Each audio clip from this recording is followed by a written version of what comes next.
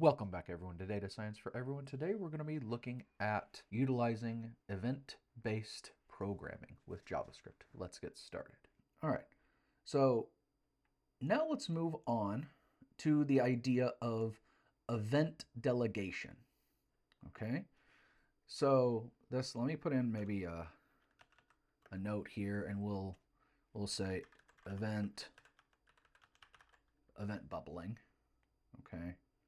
And here we'll do something like event handler example. And let's go on down here. I'll put in some clean subcode up. And we'll add in event delegation. Excuse me. Now, one of the more common uses for event bubbling is event delegation. Now, this is a technique where you use a single handler to respond to events on multiple child or other descendant elements. Now, let's take an example. Imagine that you have a list of words, and each listed item is a separate HTML element. Now, you want to handle clicks on each item the same way. So by adding a single handler to the list item's parent element, you can catch events on each item with only a few lines of code. So we're going to write up a simple code that actually utilizes this. Now we're going to specifically look at utilizing lists. Now, in HTML, there are two types of lists. Here, let me go over here. Now, there are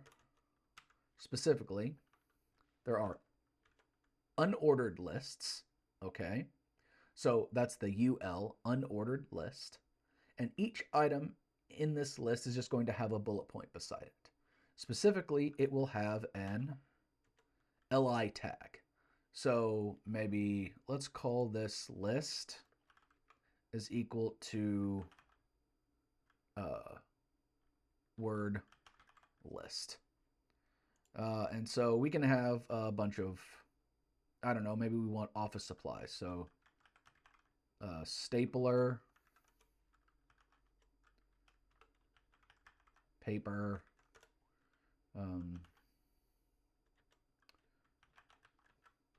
printer, ink, and maybe we'll make this printer paper. And let's give it one more, snacks. Of course, we always have to have food, right? Now, another thing that we could have is we could also have an ordered list, again, which would be numbers.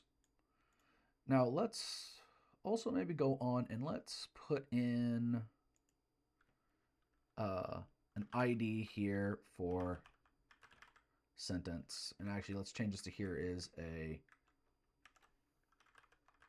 sentence because it is a sentence. And you know what? Yeah, I think that'll be okay. Now, here we have added an unordered list to the document, and we've also added in, and you know what? Let me undo this, and let's put something below it. Okay, so let's do a p tag, and this is going to be empty. All right, and let's do ID is equal to items. Okay. So, and we're going to actually go on. We're going to use this to grab a hold of something. We're going to actually fill in this sentence, okay? Because there's a sentence here, technically, or it's a paragraph, but we're going to fill it in with these items. Okay, and I'm going to comment out all of this for now because we don't want the other stuff to be happening. Let's go over here and let's do something like let word list equals a document dot query selector, and we want word list, and we want let item, what did I name this? items. Let's call this items list. Well, it's not a list. It's going to be a sentence. So items, and let's change that to, whoops. I want item sentence is equal to document dot query selector here, and we want our hashtag items. And so we'll do something like word list dot add event listener on click, and here we want to actually give it an event, and when it has some sort of event,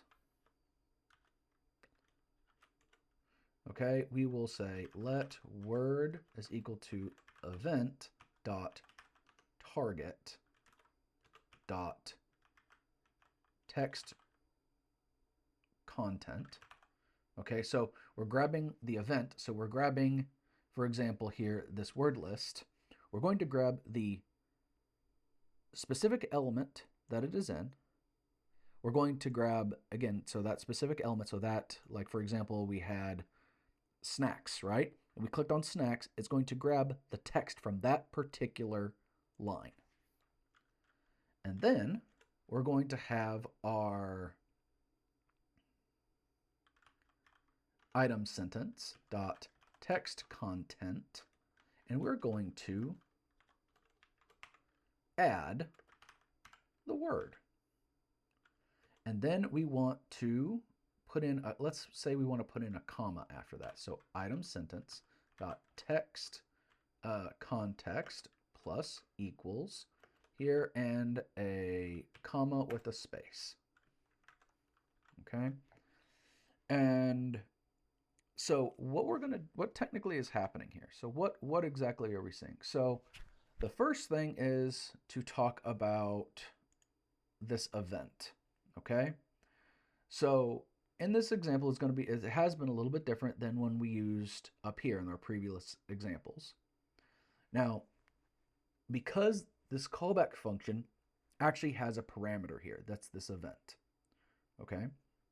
Now, if we give a handler function a single parameter, in this case event, sometimes people actually put just E in there as well. Okay, they would just put E, but I like to kind of have everything spelt out for everyone. Now, then you can, again, like I said, the exact name isn't important, but the parameter represents an object through which the DOM API passes information about what was clicked. Okay, so for example, here it's the element's text content, all right, etc. Now, this becomes available for us to use when we use the callback function. Now, in our example, we use event to determine what word was clicked, okay, and to store it in the variable word. So we're grabbing that event, we're grabbing that specific target, we're grabbing the content from it, the text specifically, we're saving it in Word, and then we're going to be adding Word to our sentence. All right, so let's go on and give that a try. Okay, so we can go back over here, I can refresh. All right, so notice we have our class. Notice now if I click on it, because I commented that out, it does not change anything, nothing pops out. But what happens if I click stapler? Ooh, stapler popped up. What about if I picked printer ink? Oh, now it pops up. Now I can do snacks, I can do printer paper, I can do stapler. I can go through and I can click these again and again and again, and they will do this. Now if I ever want to refresh it, I can refresh it and it disappears. So later on you could see that this would maybe be a way that you would add in like refills on something, okay? Or you want to have a game and where people pick letters or pick words or something to fill in a sentence. You could do that as well. Now, to finish this off, we would maybe want to add in a little bit of CSS so that we could kind of make things look a little bit better. So CSS often goes hand in hand with JavaScript. Now, we may be wanting to modify the list, okay? So for example, let's say that maybe we wanted to, like whenever we would hover over something, okay, we would want them to look clickable, right? Because right now, if I go over the top of them, look here, I don't know that this is clickable or not. It doesn't give me any visual feedback that it's important. I can click on it here, yes, but I don't know that I can do it. Remember, if you usually go to other places, maybe you highlight them and maybe they turn blue, maybe they get underlined, maybe they become emphasized, something like that. So that's what we're going to do. So let's go on and let's go on and add that in. So we could do this in a couple ways. We could make our own CSS. We could type it directly into our HTML document, or we can go on and we can add up a new style sheet. And that's what we're going to do. So first off, let's go to our index. Let's go underneath our title, and we're going to add in a link for CSS. Okay, so we have the reference here is going to be a style sheet, and we'll just call this actually style.css to make this easier for us. So let's create up a new file. Let's save this, style.css. And let's go on and create this up. Now, we'll give each element some style points. So let's do this. The list element, okay, so li, so if I go back over here, you know that if it's an li, that's a list element or a list item. And let's do cursor pointer, because again, notice it actually kind of automatically filled for us. So now that it knows it's going to do something with the cursor. So whenever we highlight or scroll over the top, and then we'll do li colon hover, okay? And because again, whenever you hover over it, you want it to do something, and it'll do text dash decoration, and we want this to underline, okay? So that when we scroll over it, we will know what's going on. Now, again, we are linking this, our CSS, our style.css, to our HTML document with this, okay? And so now, if we go back over, we refresh, we should notice now when we go over the top of everything, it underlines, okay? And everything still works. Now we can go back over if we want to, and we can go back to our JavaScript, and we can even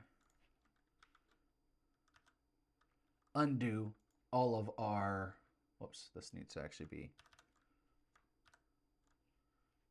and we can have everything roll together. All right, so let's refresh it. Notice nothing changes. This hovers over. I can click here. It gives us everything we've done. And this example works just as well. But if you like this and you want more of this type of content, please comment, subscribe, and hit the like button, and I will see you guys next time. Bye-bye.